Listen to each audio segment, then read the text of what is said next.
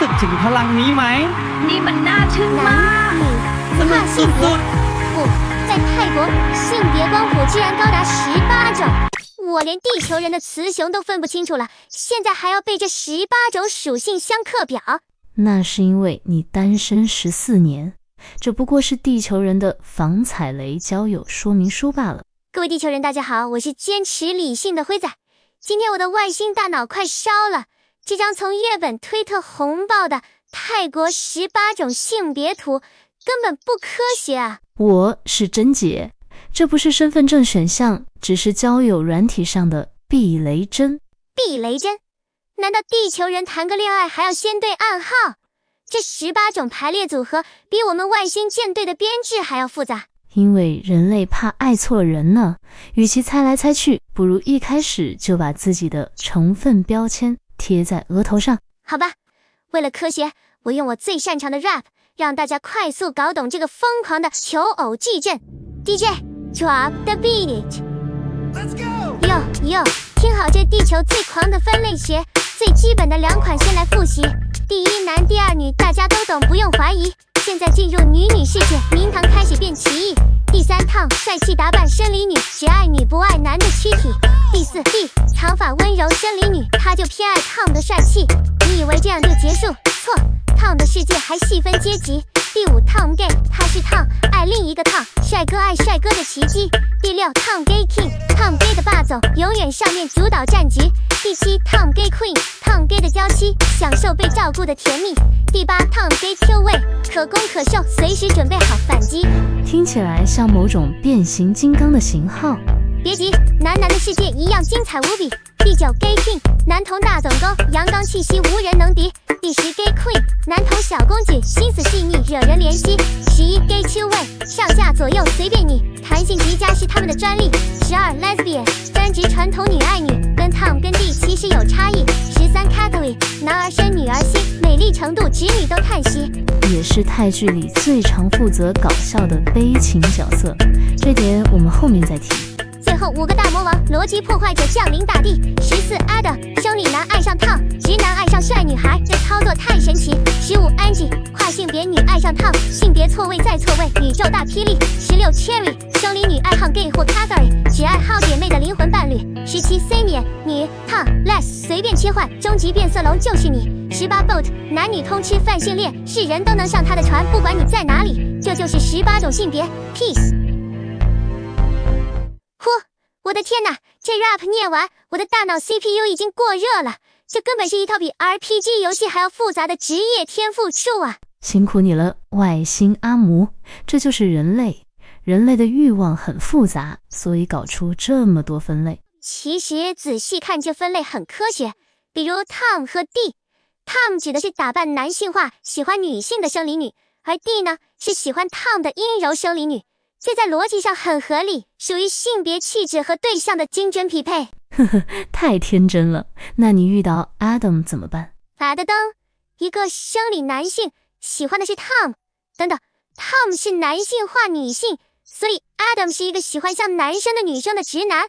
我的 CPU 又要飙高温了。还没完呢，还有 Cherry， 这是一种喜欢男同志和跨性别者的女性，以及最可怕的最终 BOSS。三燕，听起来像某种古代神兽。差不多，三面就像是感情世界里的多项十字路口，她们可以是女性，可以是 Tom， 可以是 Les， 完全看当时的感觉和对象，自由切换形态。人类既复杂又怕受伤，所以在交友软体上发明了这赛标签。所以这真的只是在交友软体上的黑话吗？没错，你在曼谷街头买冬阴功的时候，老板不会问你，帅哥，你是 Tom Gay Two Way 还是 Adam？ 这18种分类有超过80%都是网络次文化产物，它是泰国年轻世代为了精准谈恋爱而创造的语言。比如说，一个直男如果觉得喜欢上一个打扮像小男生的女孩 Tom 很奇怪，他只要自称我是 Adam， 一切就顺理成章了。标签给了他们合理化自己欲望的借口啊！原来如此，这是一种文化防御机制，用分类来解决焦虑，这一点倒是很符合科学精神。不过泰国社会怎么能容忍这么多种出格的设定啊？其他地球国家不是都在吵男厕女厕的问题吗？这就要说到泰国的底层代码了。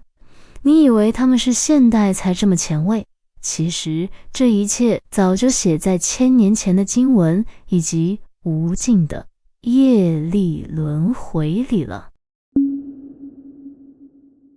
照亮这些标签的是泰国上座部佛教几千年的古老香火。佛教等等宗教通常不是对性别规范最严格的吗？我资料库里的地球宗教很多都是严格的男女二元论啊。那是西方的一神教逻辑，在东南亚，特别是前现代的暹罗，他们的宇宙观根本不长那样。在古老的上座部佛教经典律藏 Vinaya Pitaka 里，人类从来就不只有男女两种。佛陀在制定戒律时就已经将人分为4类，除了普通的男女，还有同时具备男女特征的双性人，以及行为举止不符合传统性别框架的半泽家。哇，这太科学了！古代人居然有这么先进的生物多样性概念。所以泰国人是因为信仰佛教才对这18种性别见怪不怪吗？辉仔，你还是太天真了。这世界上没有免费的包容，在佛教轮回的逻辑里，有果必有因。他们承认你的存在，但不代表他们祝福你的存在。什么意思？承认存在却不祝福？这逻辑卡卡的。因为依业力，泰国社会表面上对跨性别者笑脸迎人，但如果你去问那些传统的泰国长辈，他们心底其实认为，这些人之所以会性别错置，是因为他们前世造了孽。最常见的说法是，如果一个男人前世是个到处玩弄女人感情的花花公子，犯了邪淫戒，今生他就会受到惩罚，灵魂被困在错误的男性躯壳里，渴望成为女人，或者注定在感情路上不断被欺骗，得不到真爱，以此来偿还他前世欠下的情债。等等，这也太黑暗了吧！所以泰国长辈对他们的包容是一种看你在受苦还债，我就不打扰你的怜悯。没错，这就是泰国性别文化的双面刃。因为相信前世原罪，所以他们不会像某些极端宗教一样把你绑在火刑柱上烧掉。他们会说，这是你的业障，我们可怜你。这是一种居高临下带着宿命论的宽容。哇，完全不科学，把前世拿来当作剥夺今生平等待遇的理由，这种无形的精神枷锁太沉重了。所以我常说，做鬼比做人轻松多了。鬼界只看你怨气够不够重，谁管你前世是 Tom 还是 D。 不过既然古代佛教经典就已经有这些概念，那为什么泰国身份证上还是只有男跟女？这18种标签这么多，国家机器为什么不承认？哼，问得好。因为在神明与业力之外，还有一个更可怕的东西，叫做国家的面子。国家的面子？没错，这一切都要从20世纪初泰国政府那场莫名其妙的文明化说起。竟然提到国家机器，这就是我们科学分析最喜欢的变数介入了。我刚刚调阅了地球西元1930到1940年代的东南亚历史资料库，这18种性别的大爆发，其实是一场针对强制文明化的华丽覆巢。哦，小灰灰居然懂得看历史了，说来听听，这锅该算在谁头上？必须算在当时的泰国军政府，特别是那位推动泰国文化大革命的总理栾丕文宋堪头上。当时的泰国为了不被西方列强殖民，极度渴望证明自己是一个文明现代化的国家。但在西方人的眼里，什么叫文明？在那个年代的西方白人眼里，文明就是男人穿西装打领带，女人穿裙子当贤内助。至于你们那些双性人、半泽家，在他们看来叫做野蛮与病态。完全正确。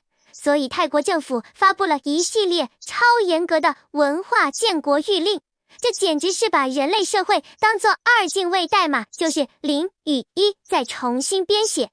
政府强制规定，男人必须穿长裤、戴帽子，女人必须留特定的发型、穿裙子，甚至连名字都要严格区分性别。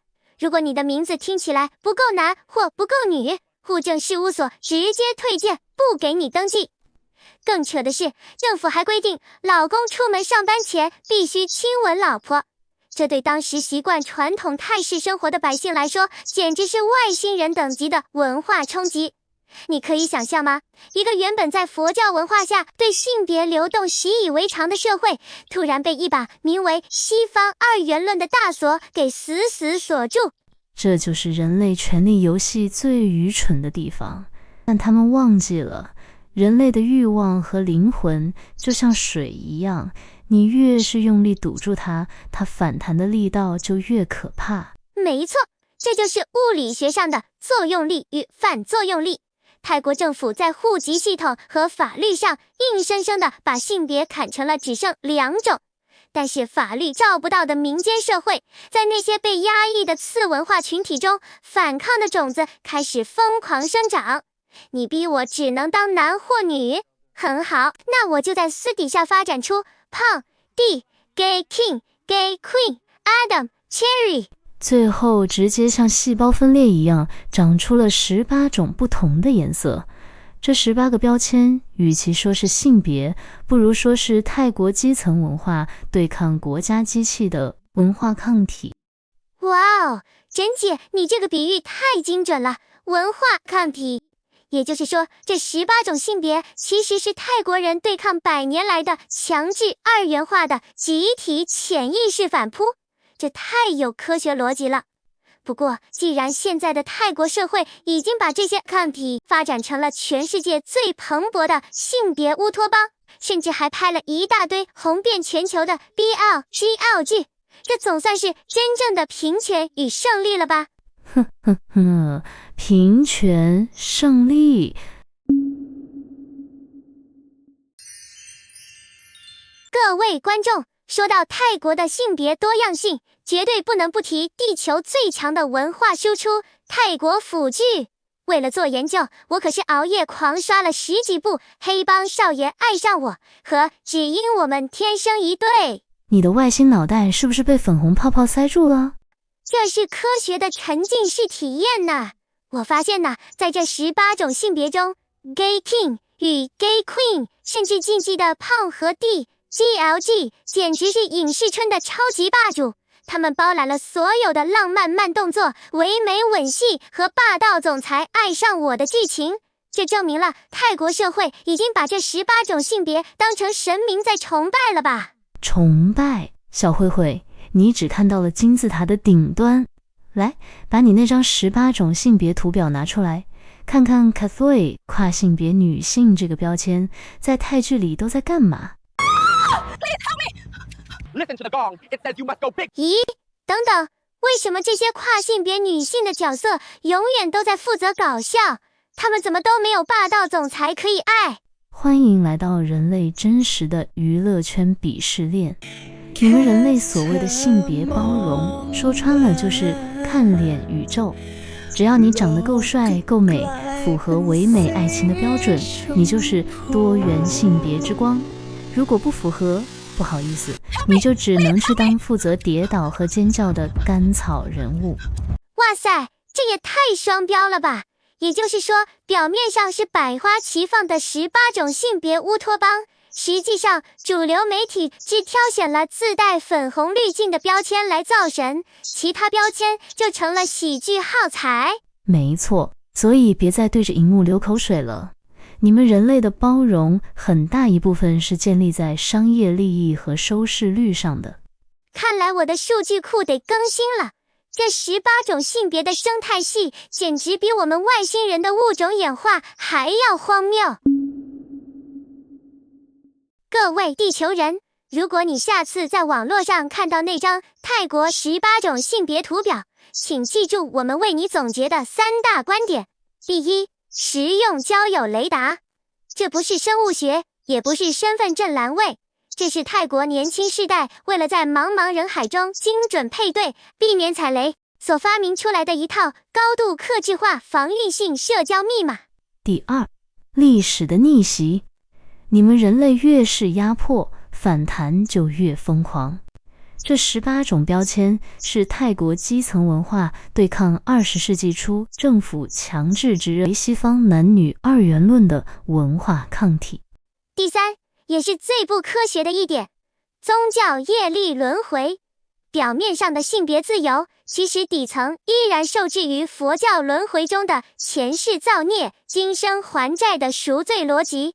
这是一种带着怜悯，却也同时带着阶级枷锁的包容。还有，别忘了第4点，那些让你们在荧幕前尖叫的泰国 BL 剧，只是资本主义挑选过的精美包装。真正的多元，不该只有长得好看的人才有资格谈恋爱，也不该让某些群体永远只能负责搞笑。珍姐，你今天好有深度，充满了对人类社会的人文关怀。废话，因为我看过的人性阴暗面比你吃过的地球披萨还要多。那么，荧幕前的你觉得这18种性别的文化到底是很浪漫，还是很心酸呢？还有，如果你在交友软体上要给自己发明一个独一无二的专属性别标签，你会叫什么？请在下面留言。我先说，我是只爱吃地球夏威夷披萨的无性别外星生物，简称披萨 Alien。喜欢夏威夷披萨，意大利人会把你当成第19种性别给消灭掉。黑手党比外星人还可怕吗？记得按赞、订阅、分享，我们下次见。